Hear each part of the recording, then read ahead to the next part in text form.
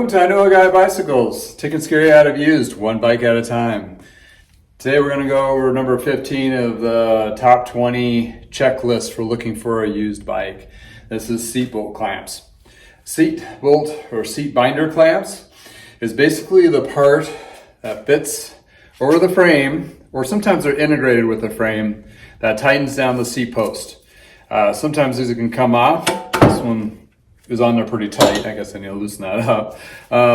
And most of them will need an Allen wrench to use to loosen that bolt up, like so. That's what they look like.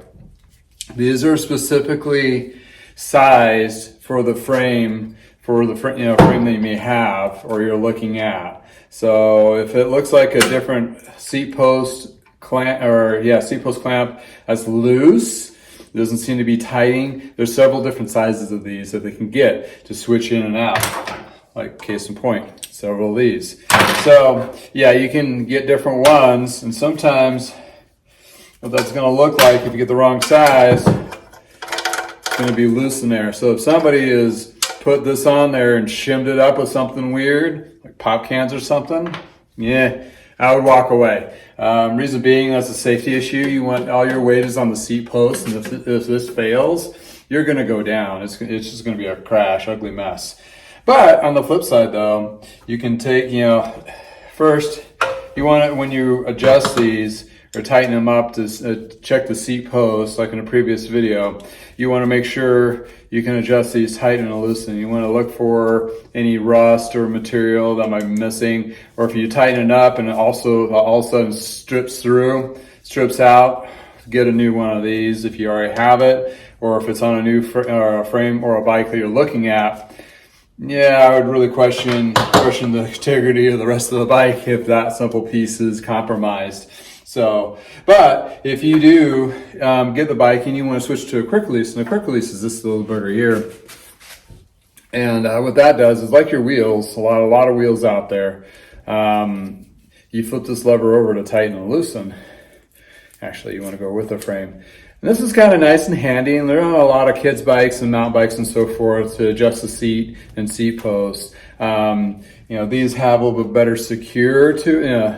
bolt pattern to them, and they're a little bit lighter weight, and that's why you see them on road bikes, that kind of thing. But if you want to have the ability to adjust your seat up and down for some reason, this is another way to go as an aftermarket. But make sure you get the diameter, so you can go to your local shop and make sure that part is measured, and you can order it, or you can measure it yourself and order online. But when it fits in the frame, you want it to fit really secure and snug, not sloppy loose like I just showed you. So that's something you want to inspect. And while you have that, and if you're able to slide that out or whatever, you want to make sure this whole area is clean and free from contaminant. It could have grease. I mean, a lot of people, a lot of shops, they grease these seat posts for a reason, so they don't get seized up inside there. But take your rag that you should have with you when you go check out bikes, just kind of look it over, make sure there's not a lot of rust and so forth, especially if it's a steel frame. You want to make sure it's clean inside and not a lot of rust contaminant. It could have a little bit of surface rust, so you can clean that off, but you don't want anything that's really kind of gouged in there. And it's supposed to look like pretty much a clean machined area inside if you put a flashlight in there. Also, when you look at these two, you want to make sure there's no cracks or anything coming from the actual fitting or the cutout here. It may mean that the frame might be compromised in that area, so you want to inspect that as well. And another frame I was looking at or had, I talked about this one before in a previous video. The seat post was actually seized into this one, and I couldn't get it out. I spent like 3 hours just ripping the seat post apart, just trying to wedge this thing out. And on this guy, obviously I'm not going to sell this. I really shouldn't. I don't care to. But what happened is, this might be the actual seat post. So I clamped onto this and just kind of scarred it all up to get it out. And yeah, actually this is the one. And it had some weird surface kind of corrosion type stuff, which I'm thinking is Bondo that was inside there. Now once I cleaned it all out, yeah, it slides smoothly in there. And if I wasn't a stand-up, reputable individual, I could put another seat post there and clamp it. But I know when I actually feel this back and forth, there's a slop in there. Why? Because material in here got all scarred up and boogered up as I took this seat post out. So I want to trust this for the life of me, to sit on there and make sure, have the seat post secure. So that's another thing to look at. So, I mean, it's kind of an internal scary thing because you may not know until you actually get in there and take a look at it. So that's what you want to take a look at. First, the binder bolt, and this session is about the binder bolt, making sure this clamp thing is not compromised in any way or cracked or rusted or stripped out. Sometimes these are built internally, so you want to be careful with that, not over torque them because you can strip that threading out inside. Also, another reason why this frame can't be sold is, I don't know if we can see this, but as I was taking it, trying to get that seat post out, it cracked right down here. That's how much force I was trying to get that thing out.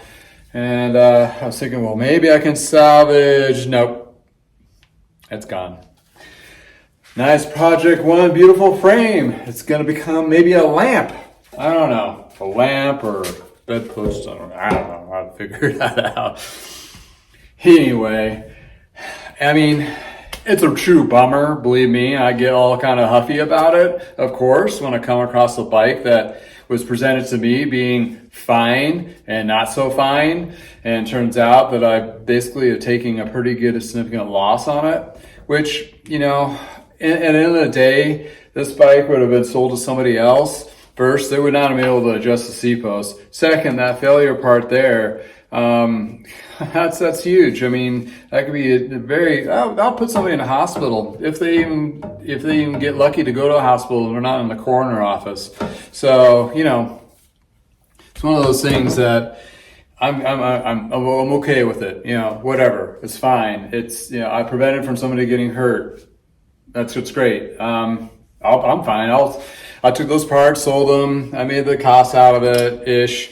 So whatever, but it's like what it was is, look at this thing. It was pretty and beautiful. I totally wanted to, present it and give it, sell to somebody that'd be really stoked on us. And now it's just going to be a pretty lamp or something. Anyway, so that's the seat post binder segment of the 15 out of 20 things to look for when you're buying a used bike.